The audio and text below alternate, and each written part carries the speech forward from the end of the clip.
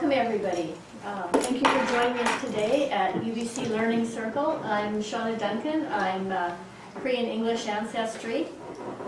We'd like to acknowledge first that we work together here as a team on the unceded occupied traditional territory of the Musqueam Nation. Today is part 3 of our youth wellness with transformation, and I'm very excited to get started. I want to remind people that due to the sensitive subject matter and the stories shared during the UBC Learning Circle sessions, participants might become upset or triggered. Please ensure you prepare a support system for yourself in advance, which could mean an elder, trusted mentor, friend, family, counselor, or crisis contact number. And yes, I have the guests today, and I'd like to turn it over to them. We have well, I'm going to let the guests introduce themselves. That's what I'm going to do, because I know we're going to have a song too. So, Jerry, would you like to start? Yes, thank you. Okay, I'll start off in our traditional way of giving Thanksgiving. I'm so glad to be able to do this because I think it's so important that our youth especially start to see the importance of gratitude and thankfulness to give Thanksgiving, and also the importance of preparing our mind and our spirit for what we're about to do today here at UBC, the wonderful group that I'm with. So I'll just start off with a prayer song for all of us and for planet Earth and all of our relatives.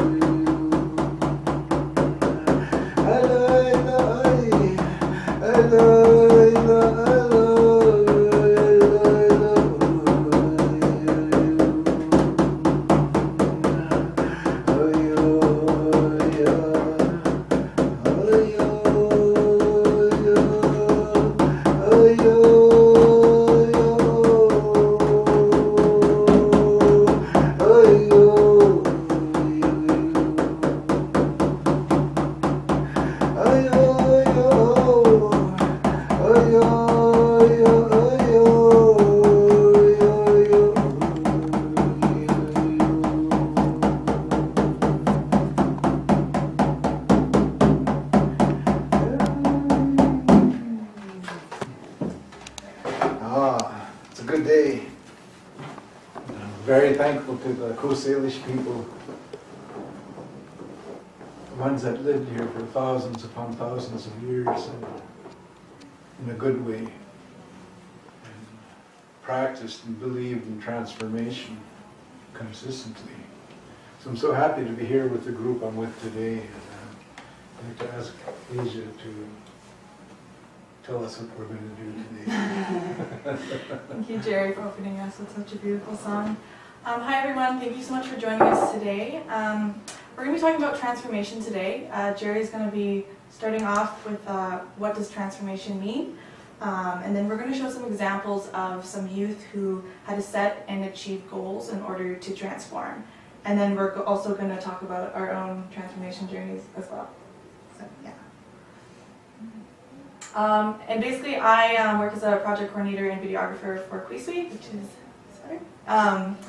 CUYSTWI is an online Indigenous youth wellness program, and we have phase 1, which is for 10 to 12-year-olds, and phase 2 for 13 to 15-year-olds, which we're just wrapping up right now. And we cover modules such as culture, identity strengthening. We talk about racism, where it comes from, how youth can handle it, and colonization in residential schools, and then youth are invited to become young warriors. And in phase 2, we expand on those modules and introduce other topics such as decolonizing our sexuality, self-regulation, and controlling our emotions and healthy relationships. So yeah, that's me. Hi everybody, my name is Bree Burridge. I am Cree and Métis from Southern Saskatchewan in the Qu'Appelle Valley region on my mother's side. And I've had the privilege of working with Jerry and Asia on the CUYSTWI program over the last few years. I'm also the project coordinator for Ask Auntie, which is a girls-specific Indigenous youth wellness program. It's also the sister program to CUYSTWI, and it's for girls aged 10 to 14, and we're looking at a bunch of different subject topic areas that relate to wellness, but a lot of relationships, connections, safety, and just wellness and grounding through culture. And yeah, I will be talking a little bit today about my transformation as well. And then we have one more person on the panel with us today. Squeeze in. Hi everyone, I'm Sam Brad, and I have also the pleasure of working with the CUYSTWI program for the past couple of years. And my role today is to listen deeply and then to draw out what's happening. So I was thinking about last time we were talking about all the tools that you can use for healing, and so this is also for all the artists out there. If you like to draw, you can follow along, and you can even try drawing too, if that's your thing. Thanks. Thanks, Sam. So we're going to move on and start talking about what does transformation mean. Jerry, would you like to take it? Okay, thank you, Asia. Yes, transformation is when we have a complete, thorough, and dramatic change happen.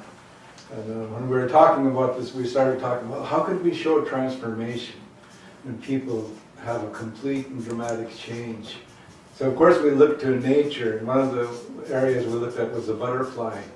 How it starts off as a larva and then eventually ends up being a beautiful flying creature.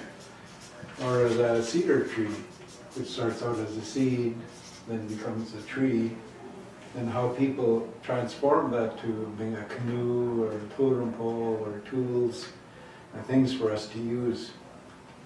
So transformation, when I'm thinking about this, how do we transform ourselves? And what can we tell people on transformation?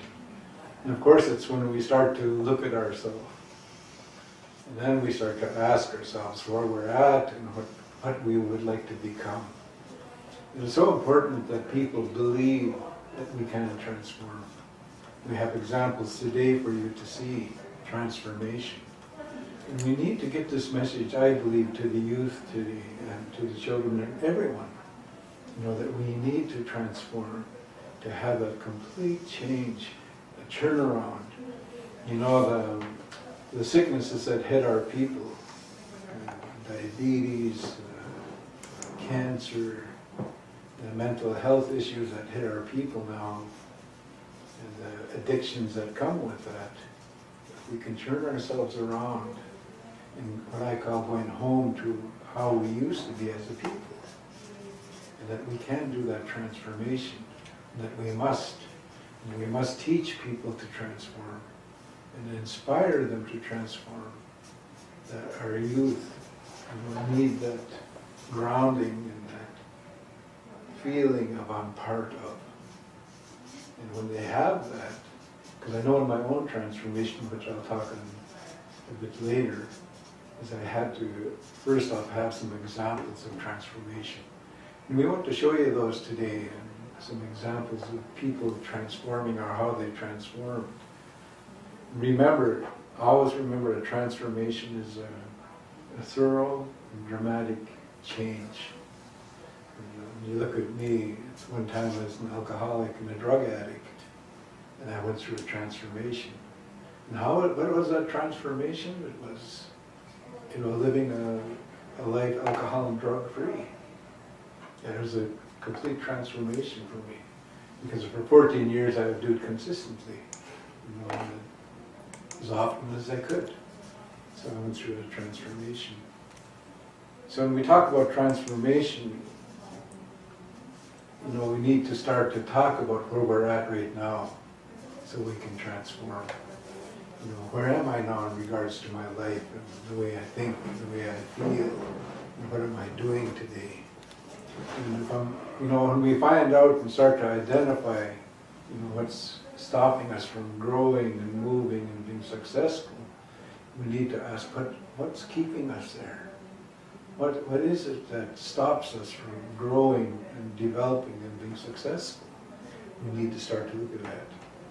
Then after that, we can, once we admit, for instance, that we're stuck or we're not happy, or I don't want to live, or whatever the feeling is that inside of us, and we can start to see what triggered that. What brought me to that place? The last time I was talking about how our people have been, Indigenous people, all of the nations in Canada, the First Nations, have been lied about by the colonizers. They told lies about us. That we're evil, we're heathen, we're pagan, we're lazy, and there's been so many negative descriptions of our people. And so if we hear that consistently over and over again, especially as children, we started to hear that, it starts to affect our life. So we need to look at what's stopping us from transformation and teach our children and our youth, this will stop you from growing. And actually give those clear messages that if you do this, it's going to hurt you. And start very young. You've heard me before saying that children from 1 to 6 years old are like sponges. They just absorb everything. They don't question it. It just goes into them like a sponge. If they hear violent language as babies and children, it goes into them. And of course, that's what they reflect out to the world after. So we have to learn how to be very careful and sincere with our children and start to give those messages of strength and respect and generosity and the laws that our people lived by for thousands upon thousands of years. So that's what we're going to be talking about today, is transformation. That's what we're here for today, is to inspire people to transform, to teach them what transformation is, that it's possible, that it's actually happening often now, more than ever. I see our people in universities, for instance, going at post-secondary education. There was a time in my life I'd come to a university and I'd hardly see any Indigenous people, First Nations people. We're starting to change. We're starting to see what's possible and believe in ourselves that we can do this. So I'd just like to start a bit about my transformation. When I looked at myself, I remember, and I was very unhappy with life, unhappy with Jerry especially. It was a very depressing and sad time for me, and I felt so alone, so lonely in life. And to start to deal with that, I started doing alcohol and drugs, from 13 years of age. That's how I was coping with it. It was come from those negative messages I mentioned about our people. And I tell you, they're lies. And I didn't know that because I heard it when I was young. And I didn't know that they were lies. It was a sad time for me. You know, my body started to deteriorate with the alcohol and drugs and the salt and sugar the bad diet I had at that time. So now there was a 1976, I said, there's something wrong with my life and I want to change. And that was the beginning of the transformation for Jerry. I started to get it, started to feel it in my mind that I don't want this anymore. I'm tired of being sick and I've been where I'm at, depressed. I don't want this. And I believe as soon as we admit that, we open the door to helper started to enter my life. And what inspired me, I started to listen to people at workshops. There was a man called David Grant from the United States. I believe he's gone now to the spirit world. But he was talking about, he was giving motivational talks about how wonderful it is to be First Nation. And I started to hear him, and it started to change my thinking. I started to transform at that time in my mind. And that's where I believe we need to start.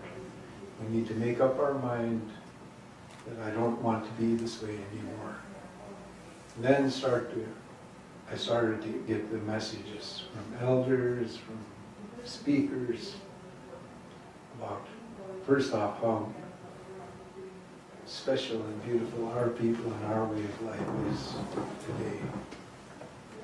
So that was my start, and from there, once I got the message in my mind, said I want to live, I want to change, I don't want this anymore, then the things that helped me in my transformation to keep transforming started to come to me.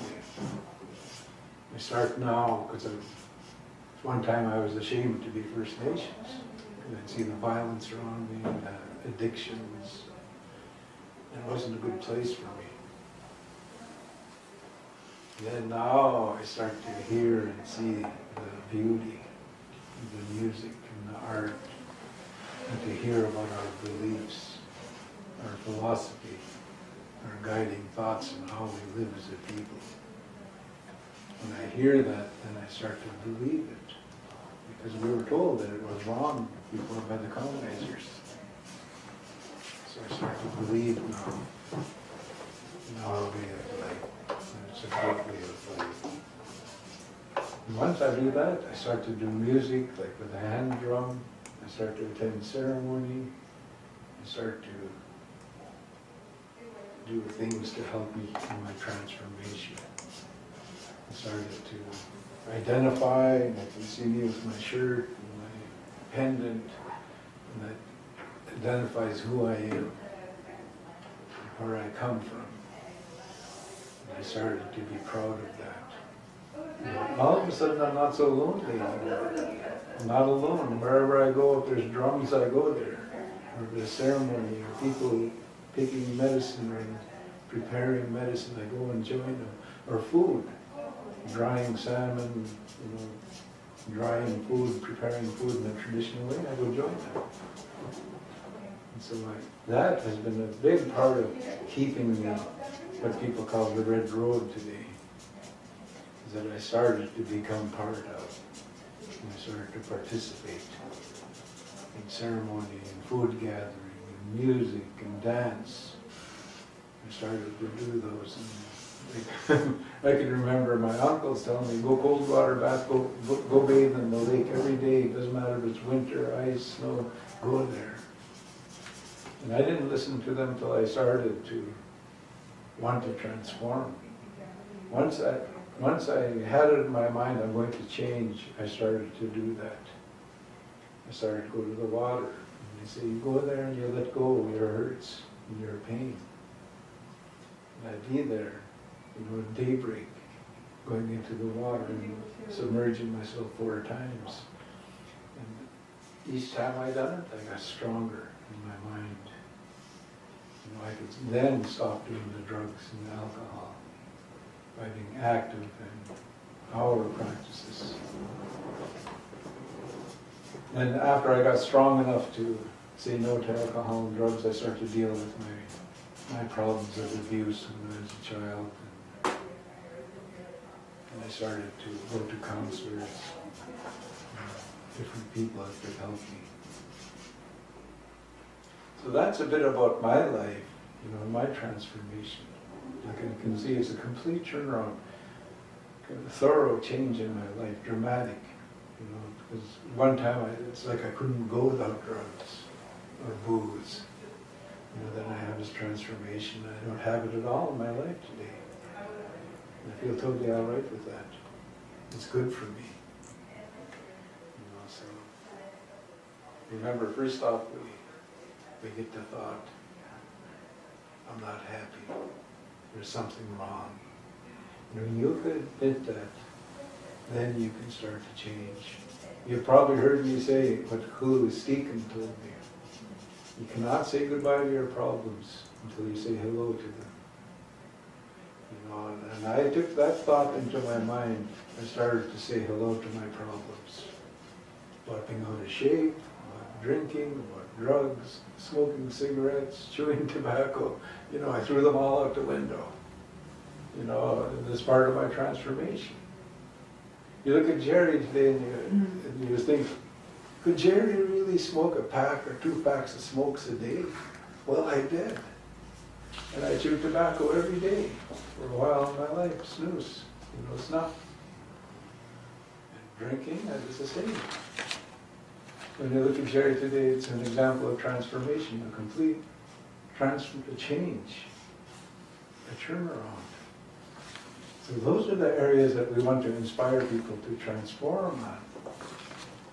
And look at their life, if they're unhappy, make a change, transform, turn around. We use the word dramatic in the dictionary when I was looking up the word transformation. I think what it was dramatic for Jerry, because like a lot of people, I thought drinking and drugs was a way of life before. It's a lot of fun, the music, the dance, the things that were associated with it. I thought that was it. I know today it isn't. It led me to a bad place, and made my problems bigger.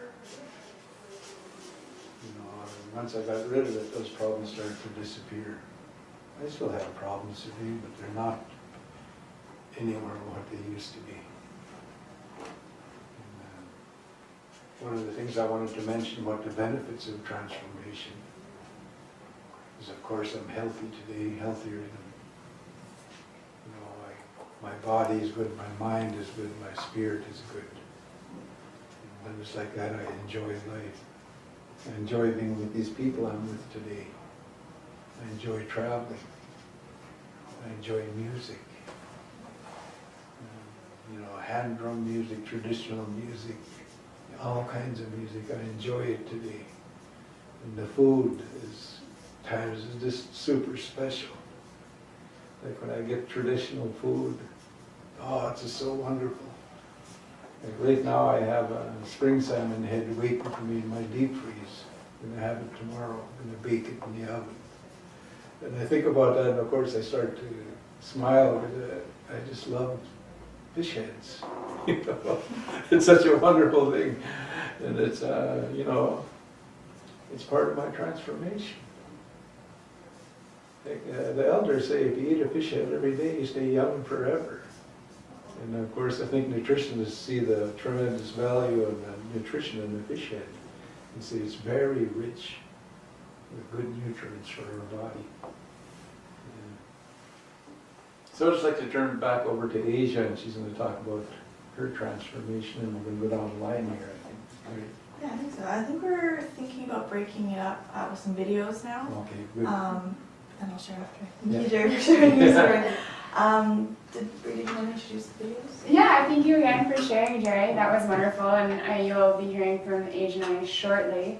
I'm just thinking of some of the metaphors that you use to talk about transformation, and it was like the butterfly and the cedar going from just like a small little sapling to a big tree and then into a canoe, and those kind of changes don't happen overnight. You know, and some of us, it takes planning to do that. So we prepared 4 videos to show some young Indigenous people in their goal-setting practices, to kind of show you, 1, different ways that we can goal set, but 2, that everybody's transformation is different, and the journey, those journeys that you take can all be different. So we just got some of them prepared to show you now. Yeah, so as we were saying, video is a huge part of our program, so we found it's a really good way.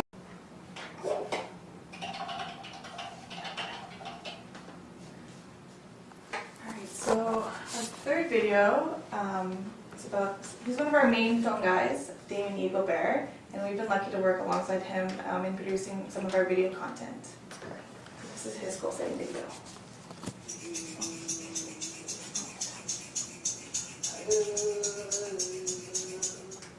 Hello, my name is Damien Engelbear. I am Blackfoot. I'm also a filmmaker, and I live in Vancouver right now. Well, I wanted to become actually I was always interested in the arts. Originally I had gone to the Alberta College of Art and Design, but after a year there I realized the art world wasn't really for me. So what I wanted to pursue was filmmaking, and I kind of started watching a lot of films. So I spent a couple of years just learning about filmmaking, like watching as many films as I could, getting books on filmmaking. Like the internet's a great resource now. There's a bunch of resources for filmmakers and that are learning.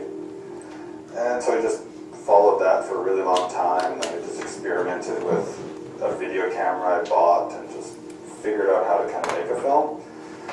And after a couple of years, I moved to Vancouver to attend the Capilano University. They have an Indigenous film program called the Independent Indigenous Digital Filmmaking Program. It was a really great course that just kind of threw you in the deep side of filmmaking, and it just really challenged you. If you want to be a filmmaker, you really had to like fight for it. You had to do everything, like write, direct, shoot. You just needed to know everything, like produce it, and feeding people on set is like a big something you have to deal with. And so my first year at the IDF program, I wanted to do a documentary about the Blackfoot trickster Notby. And one of the issues with that was like, how do you visualize a trickster, right? There's not a lot of ways to visualize it. Like, there's no other like visual iconography you can really use. So I just came up with using Charlie Chaplin as trickster, right? Because Charlie Chaplin's kind of a trickster character. So I just combined the Blackfoot trickster Notby with Charlie Chaplin and made like a weird silent film, and then I just cut that over top of a bunch of elders talking about Notby. When I was done with it, I actually submitted it to a couple of film festivals, a couple in the States, a couple in Canada, and so far it's played at the American Indian Film Festival in San Francisco. It was actually really great because I got to open the film festival, so that was really awesome. And then after that, it played at the Red Nation Film Festival in LA, which is pretty cool. And a year later, it played at the Vancouver Indigenous Media Arts Festival.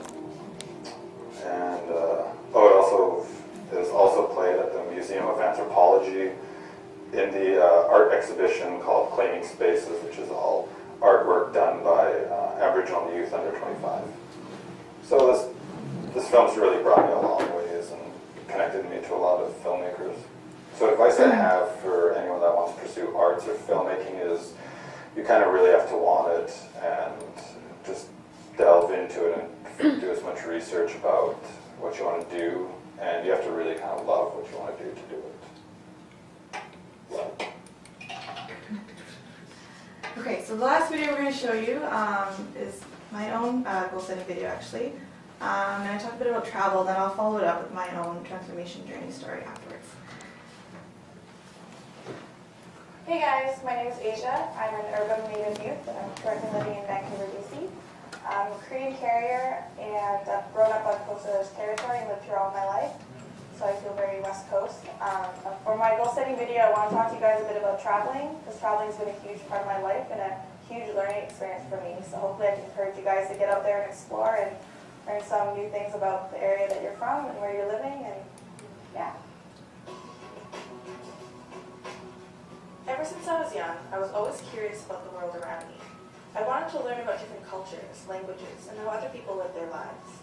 I was fortunate to get the opportunity to go to Europe when I was a teenager, which sparked my interest in travel and adventure. Since then, I've traveled to 20 different countries around the world, with so many countries that I still want to visit. But before I could venture out and travel the world, I set a goal to go to university and get my degree. I worked while I was in school and saved up money to pay for my first backpacking trip to Europe. After exploring different countries, sleeping in hostels, living out of a backpack, and meeting friends from all over the world, it only intensified my passion for travel. It also forced me to get out of my comfort zone. I went on my first solo backpacking trip last year through Southeast Asia, and it was one of the best experiences of my life. Traveling is also about facing your fears and trying new things. Whether it's bungee jumping or scuba diving, or simply introducing yourself to someone new, or going out for dinner by yourself, the experiences are worth more than anything money can buy. This brings me to my last point. Traveling doesn't necessarily mean you have to spend lots of money.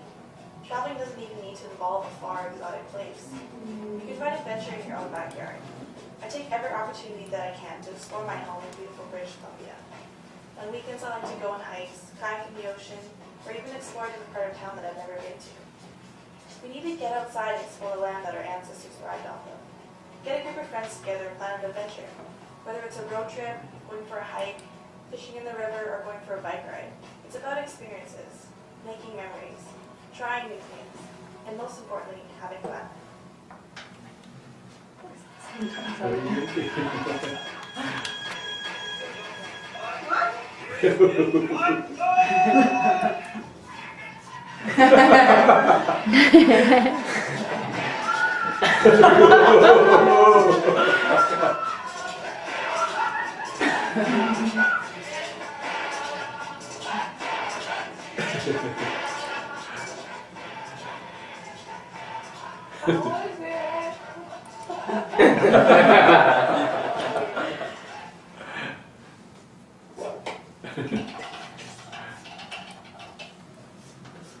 So yeah, as you guys can see, there's so many different variations in terms of transformation and transformation journeys. Especially when it comes to goal setting. Wait, this is not the right section. This one.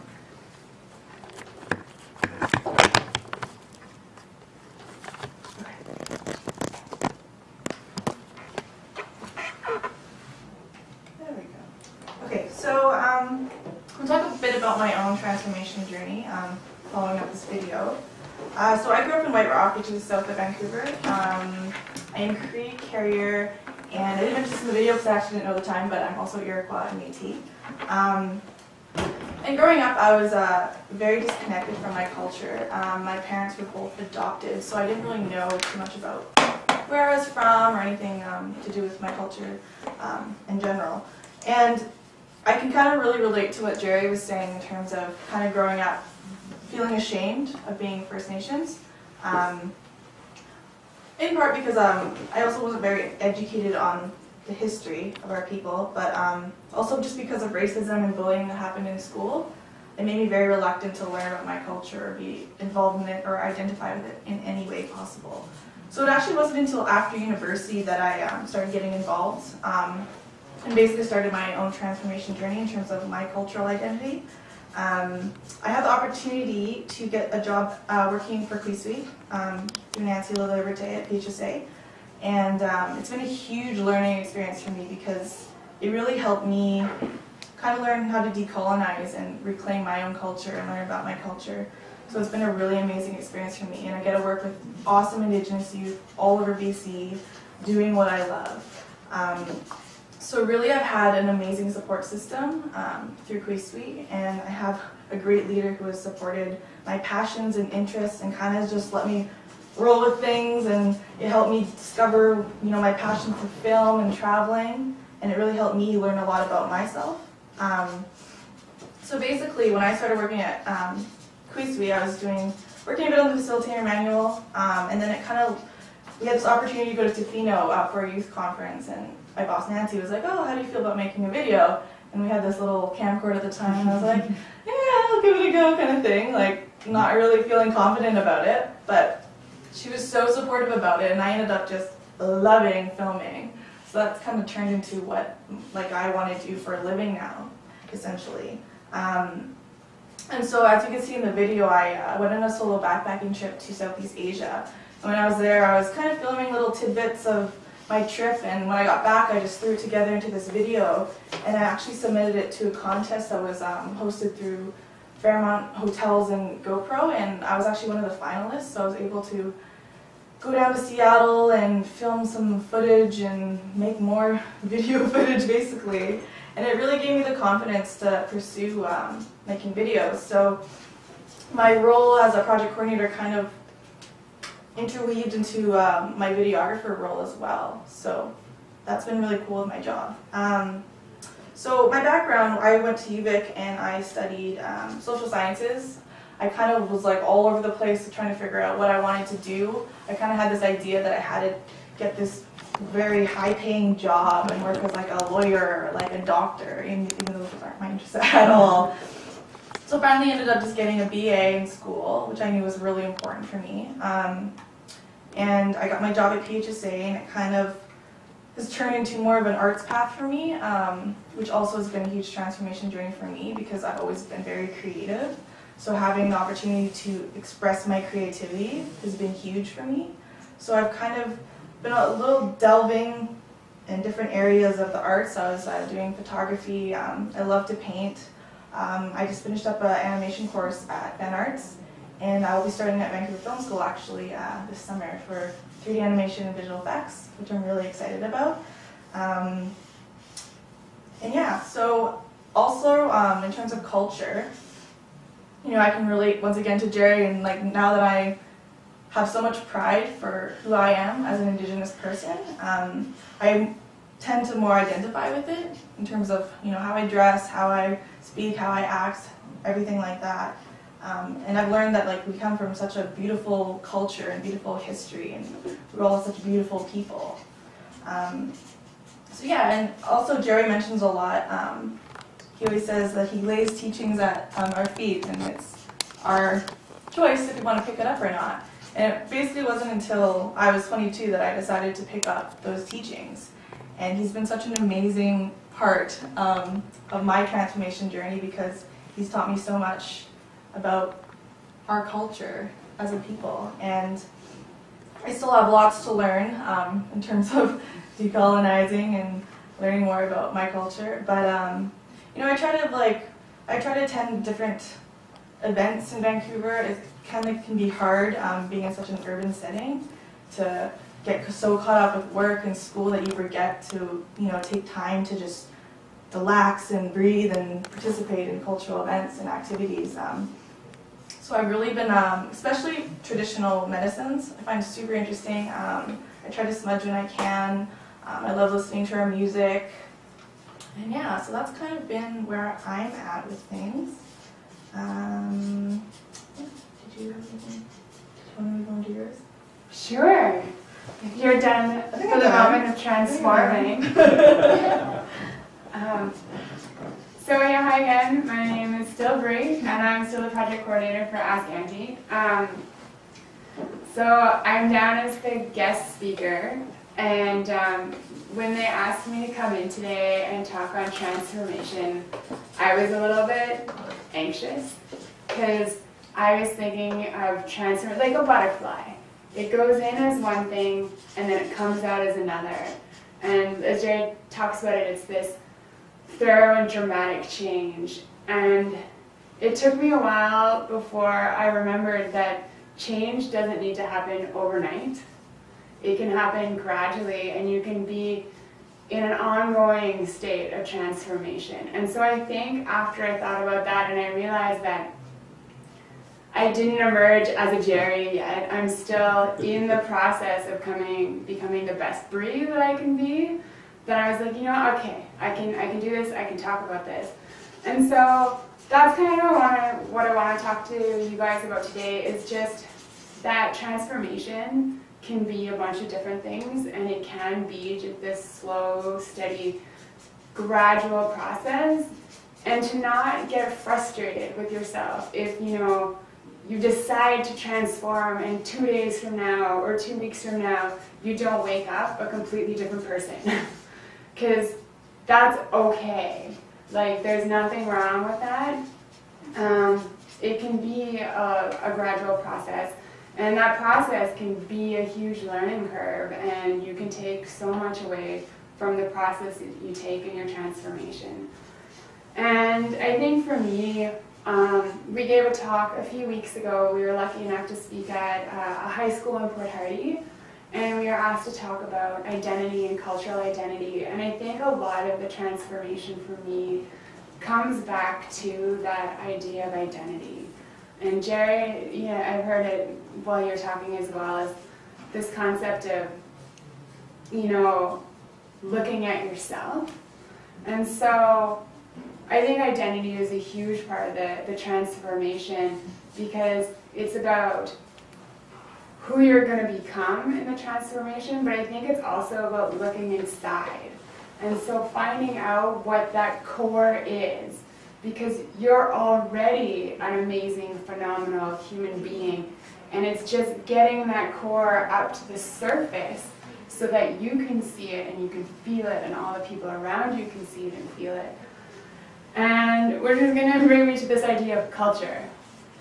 Because I have like a really similar story to Asia in some ways, and then a totally different story from Asia in some ways, in that I also didn't grow up with my culture. I actually remember the day when I came home, and I had this very bizarre conversation with my mother, and it went something along the lines of, "Hey Mom, why am I so dark?" And she looked at me like, "What?" She was like, why am I so much darker than everybody else? And she was like, because you're native, honey. Didn't you know that? And I was like, no. And she goes, well, how come you didn't know that? And I was like, well, I'm pretty sure it's because nobody told me. And so it was this really bizarre thing, because it's just the three of us in my family. And she grew up being so aware of who she was on the Cree side of the family, that it was just ever present. It wasn't something that they had to talk about. In fact, it was something that they weren't allowed to talk about. My grandmother, for the safety of her children, had to step away from her Cree identity, and she kept it hidden from the community that they were living in. And so it was something that side of the family never spoke of, and it was just the culture that they passed down. So there I was in high school, finding out in grade 11 that I'm not, in fact, only Scandinavian and British. I am also Cree. And so that was this huge moment for me, because there I am now a completely different person, but nothing's changed. And so it made me do a lot of soul searching over the years, because like part of me felt like I was missing out, like there's this section of culture that I didn't feel exposed to. So I've done a lot of thinking about culture over the years, and like, what does it mean? Where does culture come from? And I think one of the biggest things I've learned is that culture comes from everything. There's culture everywhere, and there's so many different cultures. Not just looking at, the Cree culture versus like the Iroquois or the Carrier culture, but we also have, like, I'm a student. I went to school at Simon Fraser, and I got my undergrad in kinesiology, and I actually go to school here now, and health at UBC. And so I have this culture of learning, or a culture of university as well. And I grew up, I'm the first person in my family that wasn't born in a farm or in a very, very, very small town. I was the first person born in a city, and so we have kind of a farming culture in my family. I'm also, Asia went and put this beautiful collage together of all these pictures for me. I think it sounds pretty good. And you'll notice I also do outdoors things, and so not only so I have a culture of competitiveness. I was a competitive athlete at like local, provincial, and national levels. So that's another culture that I have, and I think that's really is that there's just all these different cultures that you can find and that you can own and you can use to help you feel more like you and express yourself. And I think that's really important, that you shouldn't need to feel like there's only one culture and it's the only right one and that you need to do it in a certain way. So that's the one thing that I want to talk about with culture. And I think the other thing that I want to talk about with culture is that the part where it's not just different, but it can come from so many different places. So it can come from your traditional or ancestral teachers. It can come from like a traditional knowledge keeper. It can come from, you know, your teachers or your coaches or your friends, so the people around you, but it can also come from the land or like the place you find yourself in and the experiences you have. And so I want to encourage you all to go out there. So growing up in BC, I moved here when I was 3. And even after I found out that I was in fact Cree, I wasn't in a Cree community here in the city. And so to know that if you find yourself living in a place where you don't immediately have access to a culture that is yours ancestrally, you can still find it. So you can go and you can speak to the people that live in your city. You can also go out on the land, which is I think why I'm outside all the time. And you can find culture. The land will give that to you. Whatever you give to the land, it gives back to you, and you can feel that. And I think probably my transformation has been almost equal parts the people in my life, the land that I live on, and the experiences that I've had. And so, which brings me to my next part of transformation. I didn't realize when I started out talking about this topic that it was going to be so complex, but is the kind of the support, I guess, that transformation can afford, and that also transformation needs to occur. Like, you know, what does Jerry say? He says, a thorough and dramatic change, which sounds beautiful, but it also sounds daunting, right? And so finding the people in your life that can support that change and also support you in your journey to find out who you truly are and where you want to go, and help you figure out what your gifts are and how to use them and how to grow them. You need support. And so don't be afraid to ask for it. Go out there and find those people and connect with them.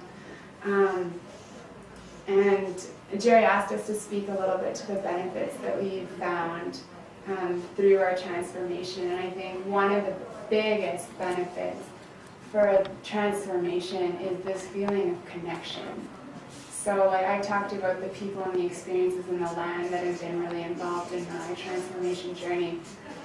And it's been that process of getting to where I am now that has connected me to Jerry and to Asia and to the wonderful and amazing Nancy that she's talked about, and the experiences that they've allowed me to have and grow with, and also my connection to the land that I live on. And that connection can give you strength, it can support you, but it can also inspire you. So I've had like an amazing privilege to be working on the CUYSTWI and the Ask Auntie projects here, where it is very culture focused. And you know, I've got to learn so much about some of the cultures here in BC. And it's really inspired me, so I haven't started it yet, but it's going to be the next phase of my transformation, where I take this inspiration and appreciation for Indigenous culture and try and take it back home with me and learn more about some of what my ancestors would have done. And so that's the next phase of transformation.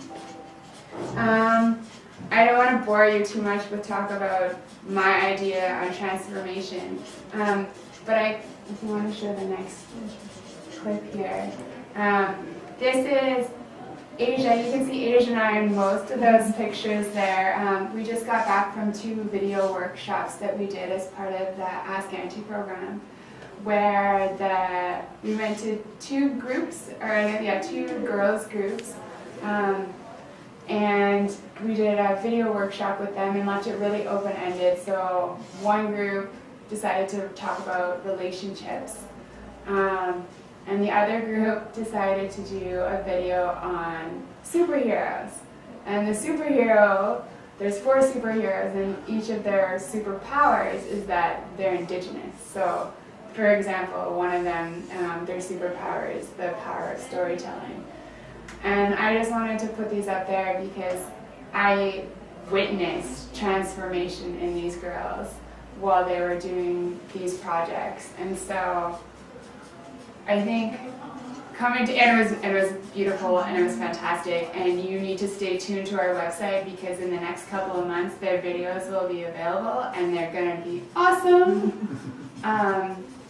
But yeah, it was awesome to see the transformation that they had, like day 1 being quiet and kind of timid, and then by the last day being total animals and being just crazy, and but like having these beautiful strong voices, and they could all use the equipment now and direct and act and create videos all by themselves. So Do we have time to answer a couple of questions? Yeah. Oh, great, okay.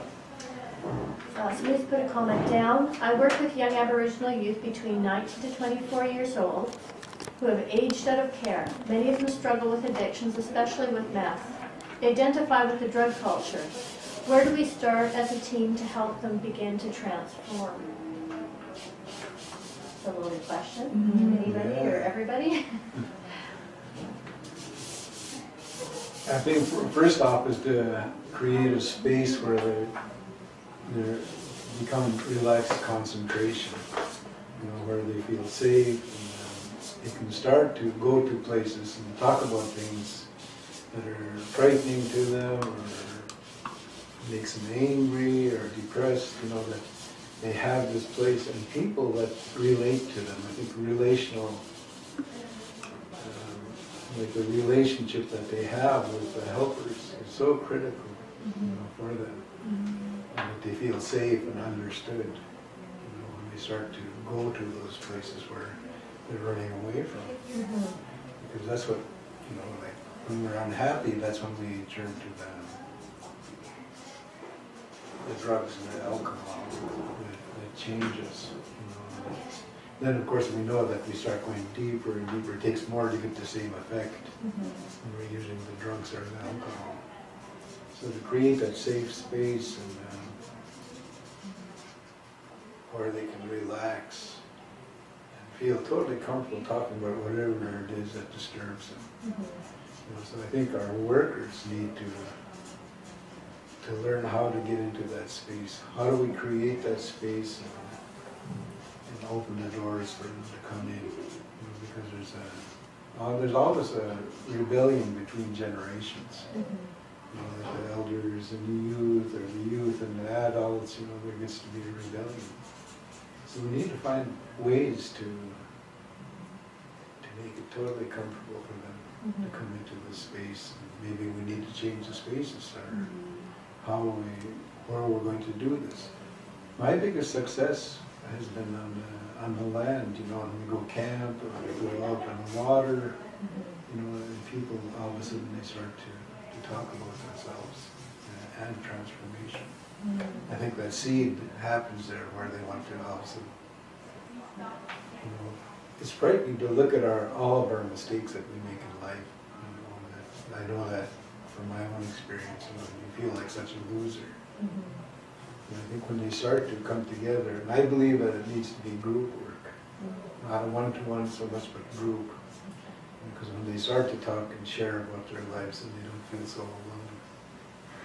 So those are my thoughts. They come up to me right now. Anything you guys want to add to that? Oh, I think Jerry probably said pretty much everything. But I was thinking and I'm no expert in this area, but just coming up, back to the different types of cultures, And so just increasing their appreciation for other cultures. So like Jerry was saying, take them out to the land and find, not that it's as simple as just replacing one with the other, but if there's ways to increase their appreciation for other cultures, it might be easier to let go of that particular one. Yeah. So considering they don't have a lot of money, they come in and out of homelessness, and they don't have the support they need from their social circles. The positive is that they're willing to work with us and are lived experience members. So that's what she added to the conversation. Is there any more questions? Because we've been talking for a while. So please definitely Bearing with us. take away. Is there anything, like, Babine, that you would like to add to the conversation? I think they're having too much fun with work. Yeah, is there anything anybody else would like to say? Oh, I see some more typing. It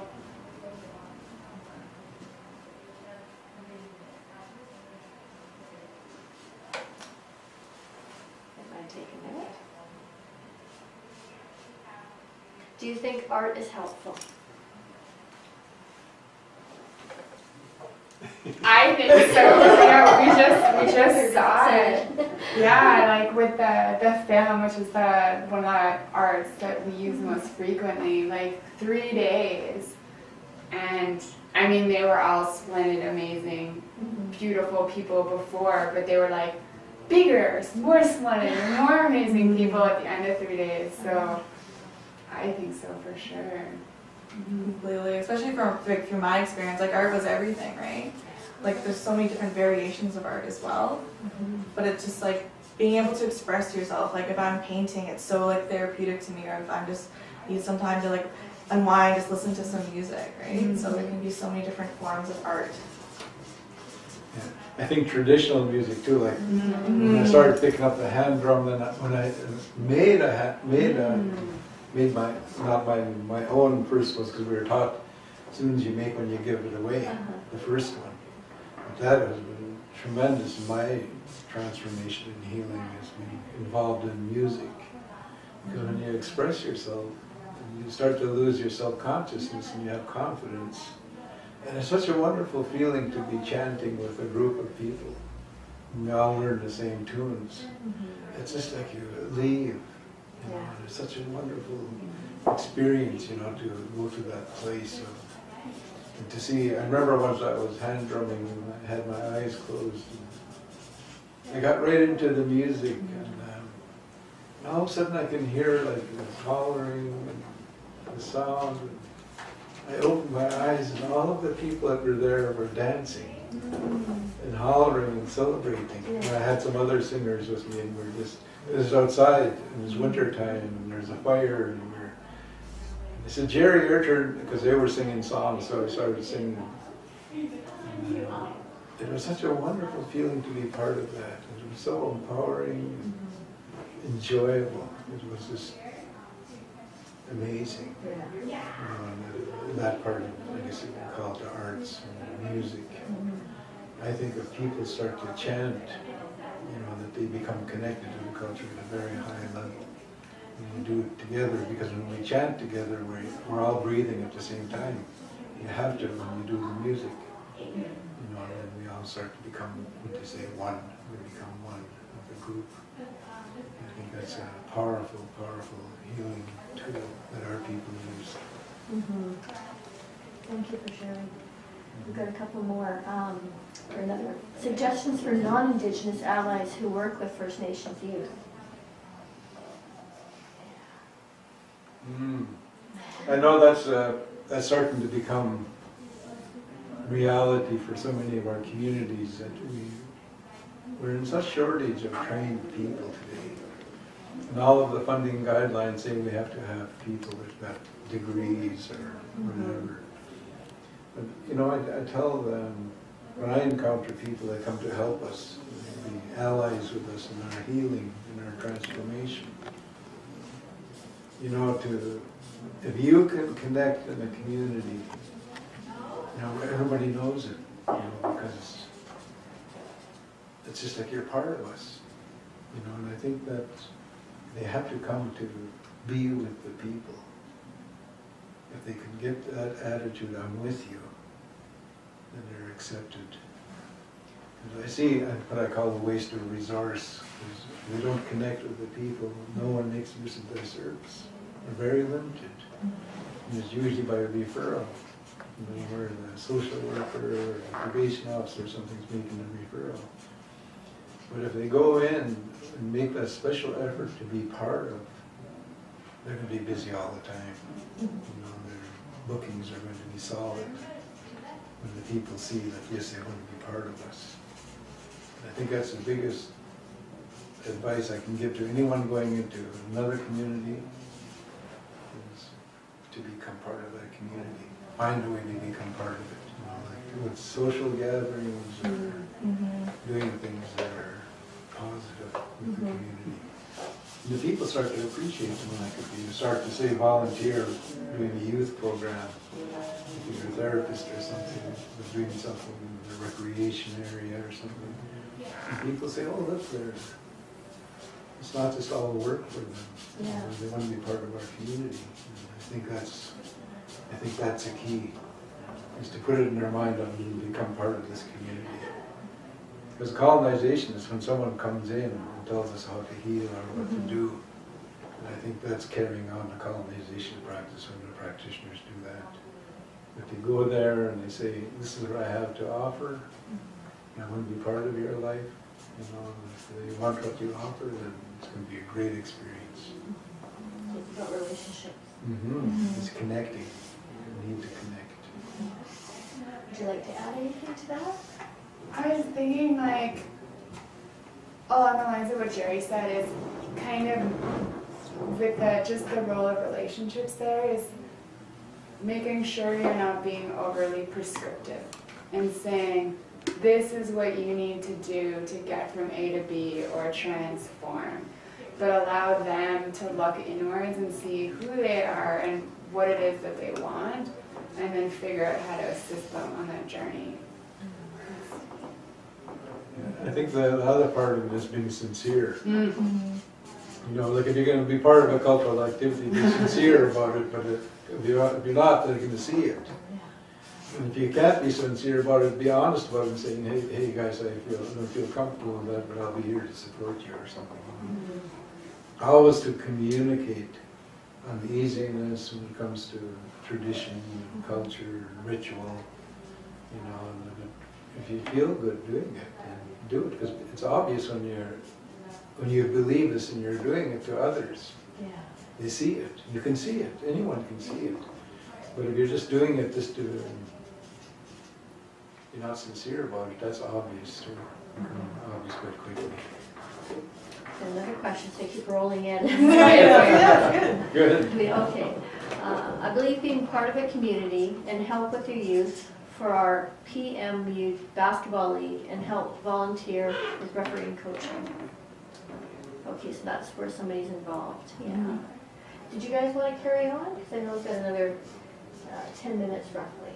Yeah, it depends. I've got a video that we can show from our program that it's called Being Us, and I think it relates to that kind of internal part. But if you guys want to jump to, Yes. it's okay. I think that'd be good. Okay. And then we'll allow some time at the end to answer some more questions as well. Over here. You want to go into it or do you want to? No, it's pretty self-explanatory. Okay. Who made this one?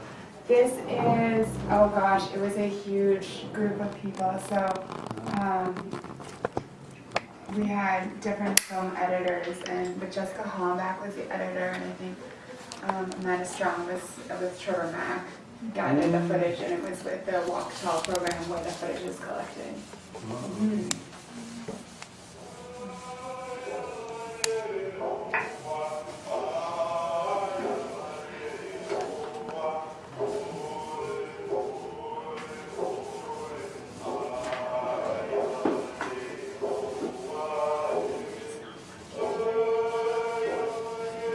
teachings really emphasize the importance of knowing who we are, where we come from, and who we're connected to.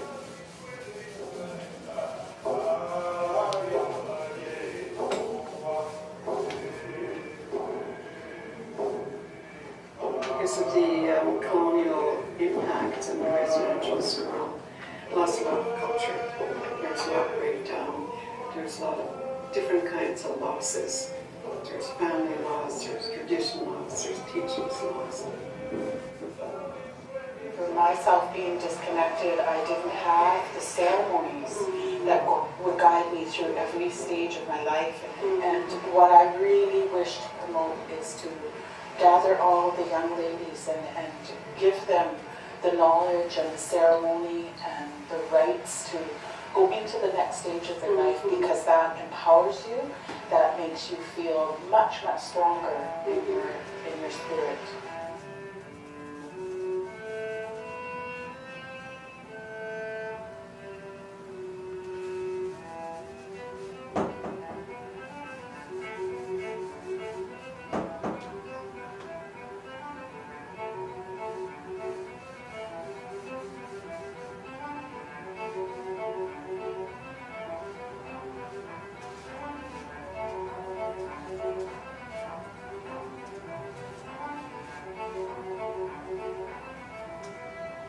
Culture is really good to help you learn because you want to know what to do, like if you want to catfish or if you want to gutfish, want to dry it. It's like surviving.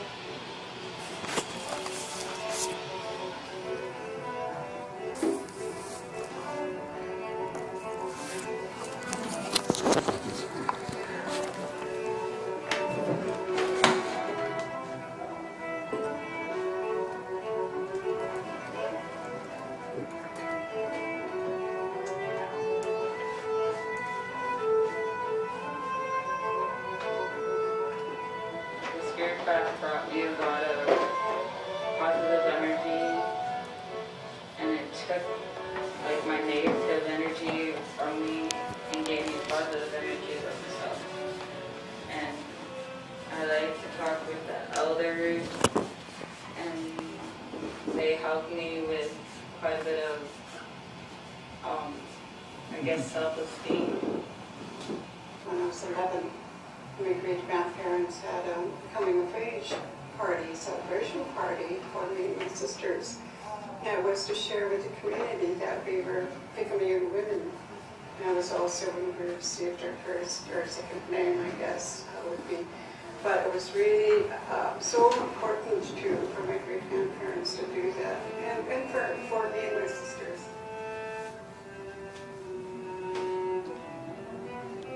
For me, what it means to be a woman is to have that strong connection to your history, where you came from, your ancestors, and to reconnect if you have been disconnected, and to be proud, and to really honor yourself, love yourself.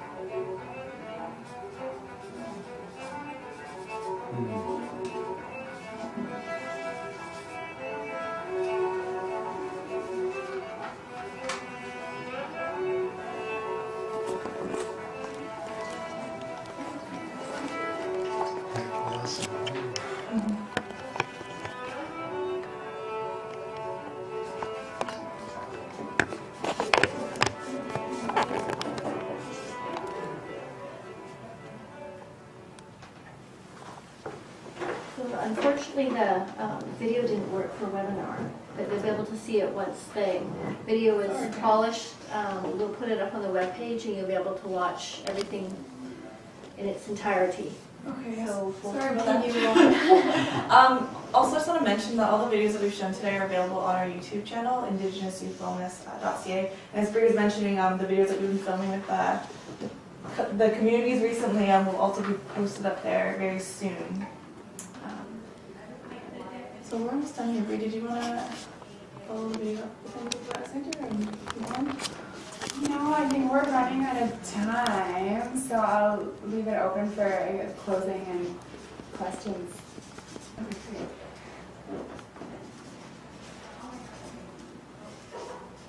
Is there any questions before we start to wrap up? Or comments? We love your comments too.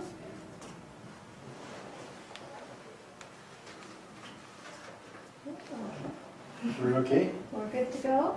Okay.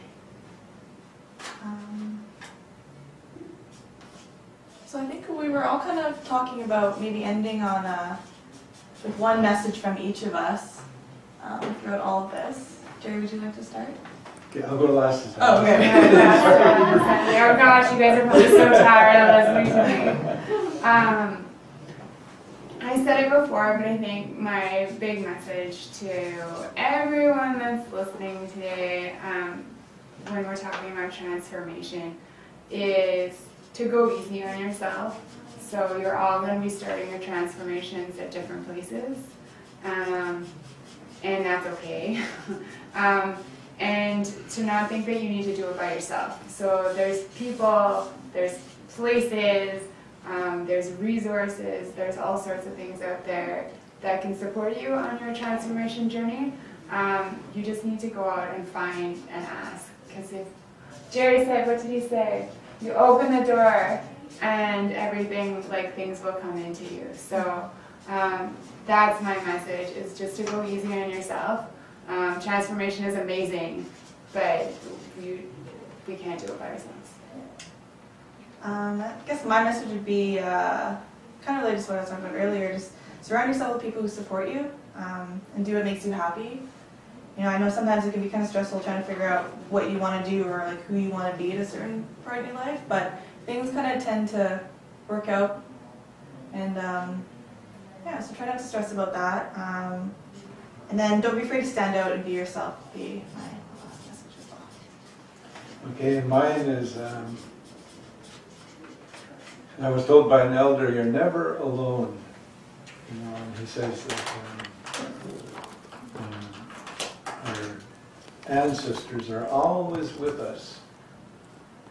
You know, and I thought about that after he told me, because I was feeling alone and I wasn't in my home community. And I was part of the ceremony. And he said, you're never alone. He says, your ancestors are always with you. So I'd like you to know that you're never alone. And try your best. Don't compare yourself to others. You know, do your best. That's what's required, is your best. When we compare ourselves to others, we get miserable. You know, somebody has better shoes than us or whatever. You know, but you are a wonderful, beautiful person, and you come from beautiful people. So take a look at yourself, and say hello to your problems, then you'll start to say goodbye to them. And look for help for every part, whether it's your mind, your body, or your spirit. And I think one of the other areas too that's important to healing and transformation is to start to help others. Eventually start to go out and help others. Whether it's an elder that's having a hard time packing their groceries or wood or whatever, go help them. Learn to help other people. I think we come from a helping people, or I know we do. You know, where we always, they had sayings like never leave anybody behind when we go berry picking or fishing or hunting. Help those that don't have any. You know, we never had welfare services before, and no one would go hungry. But at hunger, we're all hungry. We learn to share and be generous. So I encourage you to find out about your way of life and how we think, especially. How we think about ourselves, about other people, about nature. You know, and you'll start to find that we're respectful people. You can say we took only what we need. That's why we always had plenty of deer, moose, fish. You know, I think we come from beautiful people, and I know we do, with beautiful teachings. And how to live in harmony with ourselves, with each other, with the land, and everything on the land. So that's what I encourage you to start to look at and become part of. Become part of the circle. If there's a canoe journey, volunteer to go on a canoe journey. Or whatever activity there is in the community that's positive. And one of my elders told me, and he's telling me not to hang out with people that are drinking or doing drugs. He says, Jerry, when you fly with the crows, you get shot. So look for the people that are doing positive helpful activities. That's my advice to you. I'd like to thank UBC Learning Circle for calling us today to talk about this very important concept of transformation. It's easy for us to talk about the problems that we're encountering today, like suicide, addictions, poverty. But we need to look at transforming, like transformation, getting out of this, moving away from it. And I know we are, and we're going to continue to do it. I'd just like to thank Learning Circle and Asia for organizing us, and Bree for coming to help us, and the staff here at Learning Circle, and Sam for Yes. showing us the dreams and the visions of transformation. We can show what Sam's been doing Okay, on the side there. try to show what Sam's doing. Yeah. Whoa. Ta-da! There we go.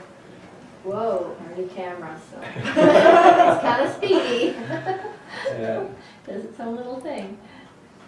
Yes. There we go. We've always, Oh, it's awesome. yeah, we've always believed in visuals. Mm-hmm. I've seen rock paintings, and pictographs and pictoglyphs, also carved in stone and painted in rocks with the thumbs. They say that the painters used to use their thumb when they'd make those rock paintings with the red ochre. And they would make the images in stone. And those are about transformation.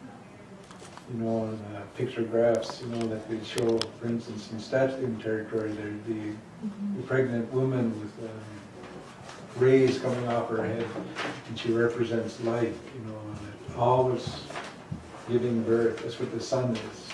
It helps things to grow. So we have our own ways of what Sam is doing. And the totem poles and the paintings on the drums and the canoes, our clothing. They used to paint on the clothing. You know, and it's all about positive messages about transformation and change.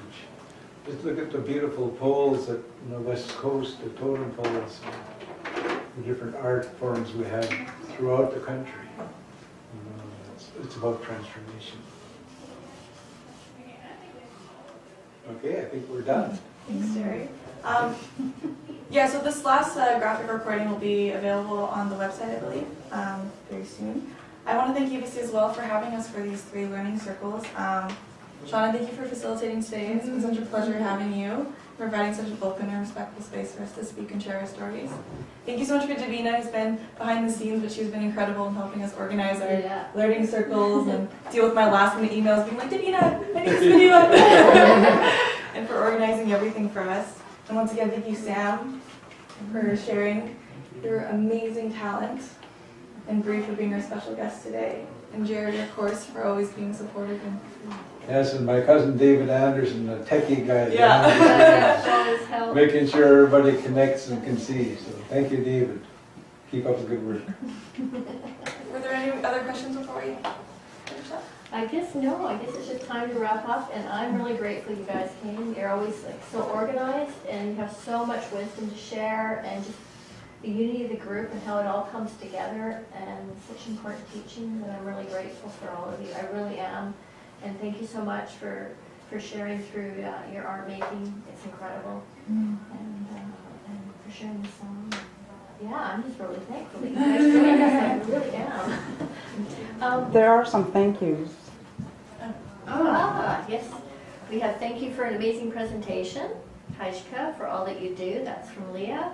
And Cecilia is thank you. And Nitka, I might have said that wrong. Thank you. So, yeah, so definitely appreciate it. Very appreciate it. So I'm just going to mention a few things that we have coming up. And what do we got now? Our next session, Stress and Family Caregiving. And that's going to be on March 29th. And we've got Baby-Friendly Learning. And that's April 13th. And some things we have in the works is traditional plant practitioner Carolyn Victor, and she's April 26th. We have a special youth circle for male youth, and that's going to be done with the Langley School District's Aboriginal program, May 5th. And we're going to have Ernie Cardwell back, and he's going to be May 24th, and he's going to be talking about co-occurring disorders again.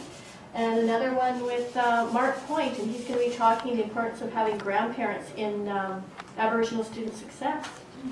Those are a few things coming up, and thank you so much for joining us today. Thank you to Vina behind the scenes, and thank you to our guests. Oh, thank you. Erica.